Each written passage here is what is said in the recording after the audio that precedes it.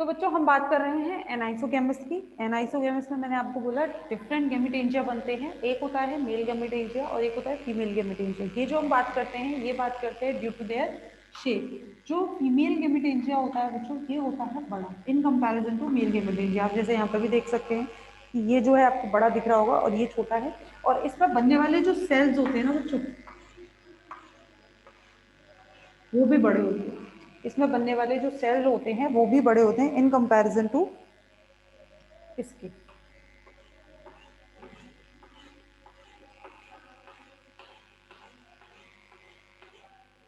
इसके इन comparison to this जो female gametangia होता है इसके जो सेल्स होते हैं बड़े होते हैं एंड ये ब्राउन कलर में होता है।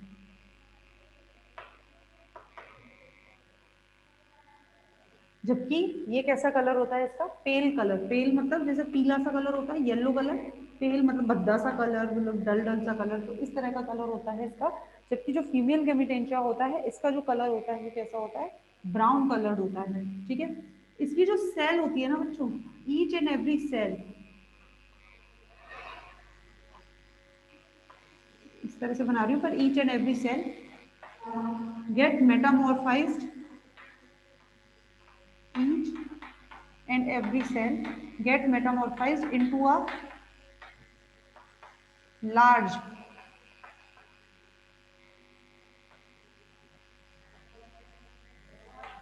female gamete.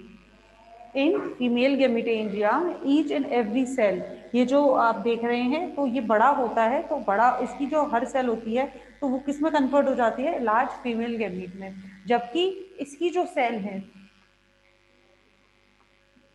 each and every cell get metamorphized into a small flagellated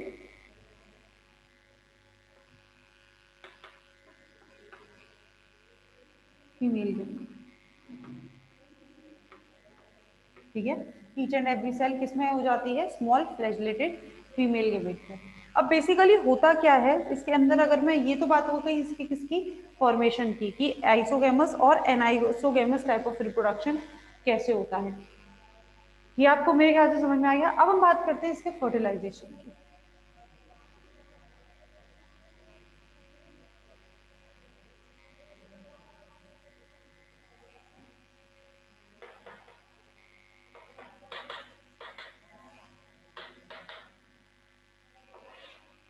इसके फर्टिलाइजेशन की अगर मैं बात करूं तो फर्टिलाइजेशन इसमें कैसे होता है? फर्टिलाइजेशन के टाइम पर जो मेल गैमीट हैं, वैसे तो दोनों ही male gamete and female gamete,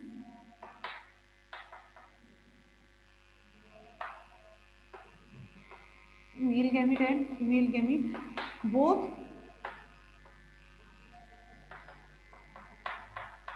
get exposed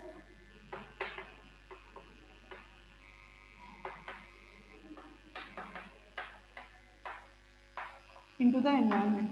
male gamete और फीमेल गैमेट दोनों ही कहाँ आ जाते हैं? बाहर एनवायरमेंट में आ जाते हैं। मेल गैमेट भी और फीमेल गैमेट भी both get exposed into the environment. अब क्या होगा जब ये दोनों बाहर आ जाते हैं एनवायरमेंट में, तो जो फीमेल गैमीट है ये बड़ा है, लार्ज है, इसके चारों तरफ इस तरह से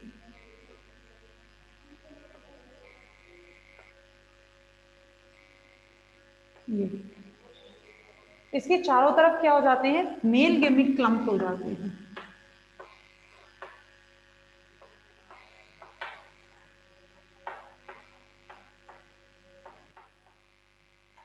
During fertilization, the many male gametes get clumped around the female gamete. और ये जो प्रोसेस होता है इसी प्रोसेस को कहते हैं अपन क्लम्पिंग।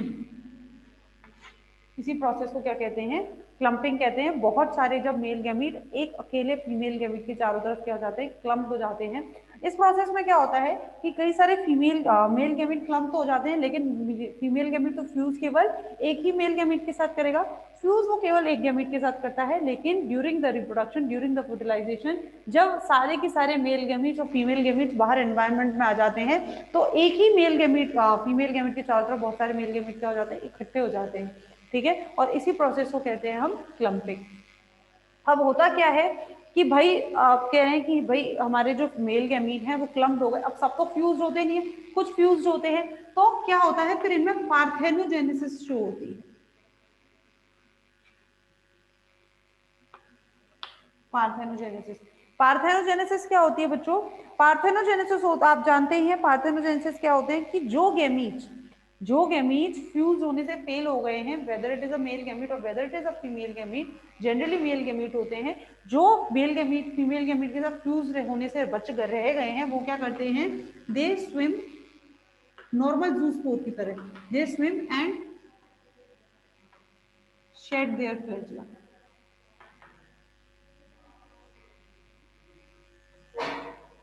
ठीक है, ये स्विम करते हैं कुछ टाइम के लिए, स्विम करने के बाद अपने फ्लैजला को क्या कर देते हैं, ये शेड कर देते हैं, और फ्लैजला को शेड करके they attached get attached to the suitable substratum.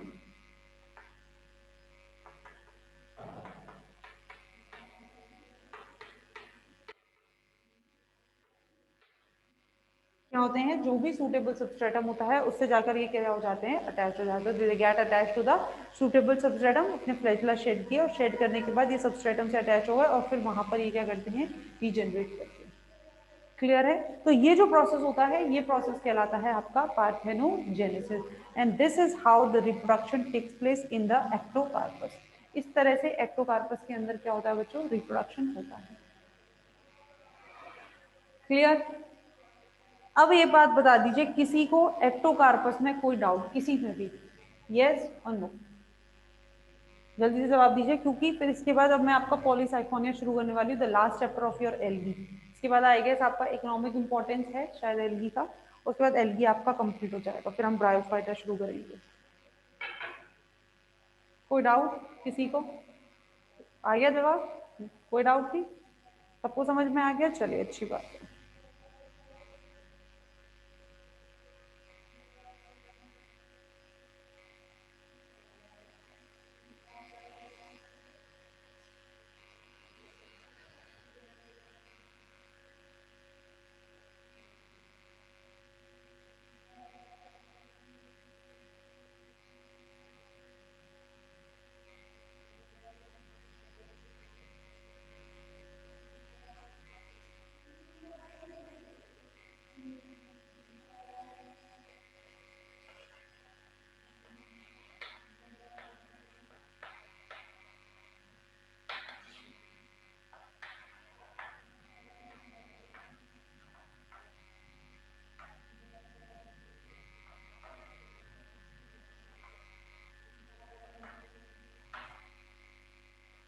Rhodophyceae क्या है? रोडोफाइसी रेड एल्गी,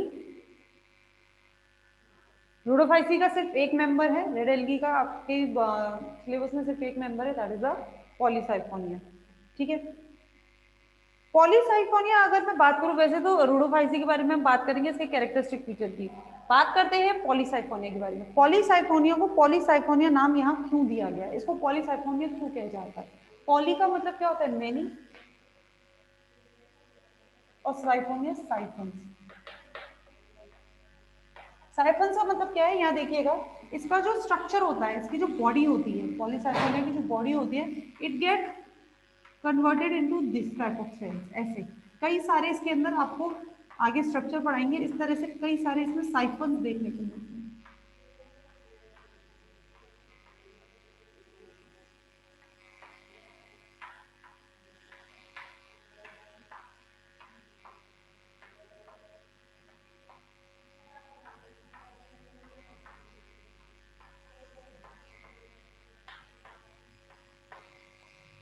ठीक है, तो ये क्या है, ये मेनी साइफन्स।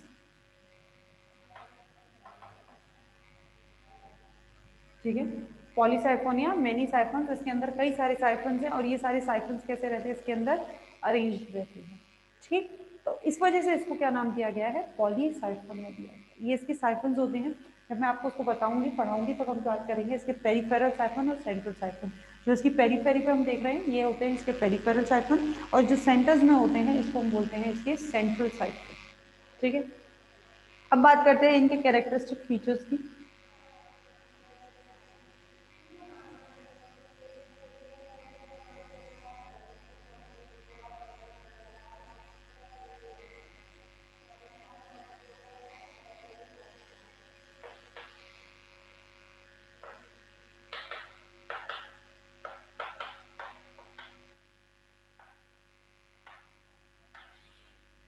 कैरेक्टरिस्टिक फीचर्स, पॉलीसाइक्लोनिया के कैरेक्टरिस्टिक फीचर्स।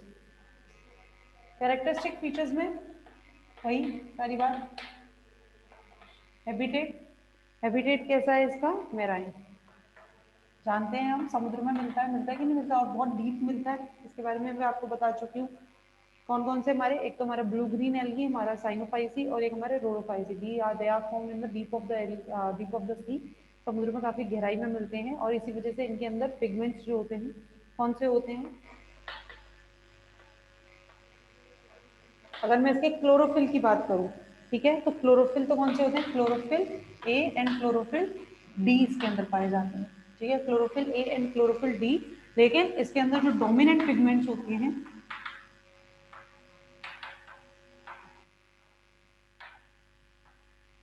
डोमिनेंट पिगमेंट्स कौन से हैं, फाइकोबिलेंस, फाइकोबिलेंस, और फाइकोबिलेंस कौन से, फाइकोसाइनिन और फाइको राइटिन, फाइकोसाइनिन आर, फाइकोसाइनिन और आर फाइकोराइटिन, याद है सबको। कुछ बच्चे नए हैं जो जुड़े हैं इसमें, जिनको पिगमेंट्स के बारे में नहीं पता, जो मैंने पहले पढ़ाए हैं, कोई ऐसा बच्चा है क्या, यस और नो, जो बच्चा ऐसा हो वो यस और नो में जवाब दे दे। जो मतलब जिसको नहीं, मैंने इसके बारे में, पिगमेंट्स के बारे में जिन्होंने नहीं पढ़ा है, कोई है ऐसा बच्चा में, पता नहीं चल रहा। बात करते हैं पिगमेंट्स, डोमिनेंट पिगमेंट्स कैसे होते हैं इसके, फाइकोबिलेंस, और फाइकोबिलेंस कौन से हैं, आर फाइकोसाइनिन और आर फाइकोएराइथ्रिन इसके डोमिनेंट पिगमेंट्स हैं। कोई बात नहीं, मैं यहाँ पर दोबारा बात कर देती हूँ, फाइकोबिलेंस कैसे, फाइकोबिलेंस क्या होते हैं बेसिकली, ये जो पिगमेंट्स है फाइकोसाइनिन और फाइकोएराइथ्रिन जो डोमिनेंट पिगमेंट्स है, ये किसके लिए होते हैं, बिकॉज क्योंकि वो क्या होते हैं, बहुत डीप पाए जाते हैं, जो एल्गी है, blue green algae, red algae बहुत डीप पाई जाती है, तो they store the light, store the यानी कि, या फिर मैं बोलूं एब्जॉर्ब द लाइट, ये क्या करते हैं, लाइट को एब्जॉर्ब करते हैं एंड प्रोवाइडेड, और उसको प्रोवाइड करते हैं किसको, टू रिएक्शन सेंटर, किसको प्रोवाइड करते हैं उसे, रिएक्शन सेंटर को, and provided to the reaction centre, ठीक है, तो ये होते हैं इसके पिगमेंट्स।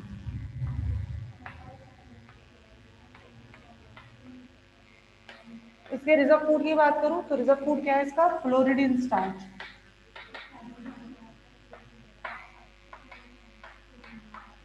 रिजर्व फूड क्या है इसका, फ्लोरिडिन स्टार्च, ठीक है। सेल वॉल, सेल वॉल कैसी होती है, इसकी हमने बताया, हमने कहा था कि सेल वॉल जो होती है कैसी है, सेलुलोज की बनी है, पहली बात तो वही होती है, सेलुलोज की बनी होती है, ज्यादातर सेल वॉल किसकी बनी होती है, सेलुलोज की बनी होती है, लेकिन इसके साथ साथ, सेलुलोज की वॉल के साथ साथ इसमें पिट कनेक्शन होते हैं,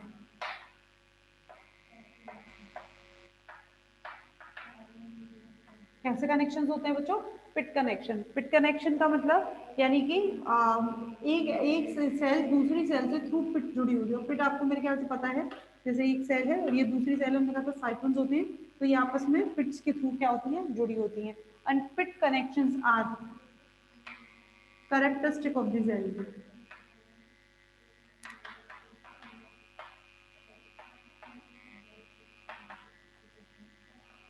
पिट कनेक्शंस क्या से होते हैं बच्चों, इस एल्गी के कैरेक्टरिस्टिक फीचर्स होते हैं, तो हमने कहा सेल वॉल किसकी बनी है, सेलुलोज की बनी है, लेकिन इसके साथ साथ इसमें क्या होते हैं, पिट कनेक्शंस होते हैं, जो इस एल्गी का क्या है, कैरेक्टरिस्टिक फीचर है, ठीक है।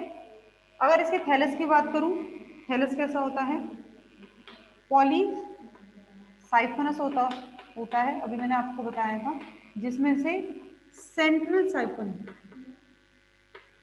Central siphon is